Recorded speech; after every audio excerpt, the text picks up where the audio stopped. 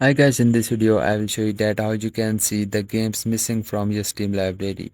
So the first problem is you can buy the game from your another account, and if you buy the game from your another account you need to just click on the Steam and then click on the change account and then just simply switch to the another account.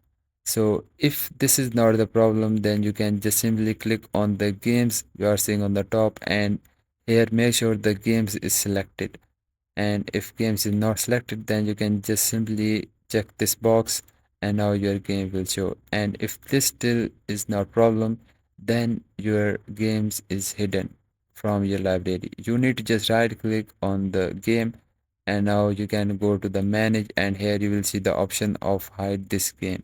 And if I just click on it, and I can just click on the view option you are seeing and click on the hidden games, and here you will see your hidden game. So you need to just right click on that, go to the manage, click on the remove from hidden, and now this game will move on your library. So you need to just click on your library, and here you will see your games. Click on the show all collections, and now here you will see your all games. And guys, if this video fixed your issue, so make sure you like this video, and I will see you guys in the next video. Bye bye.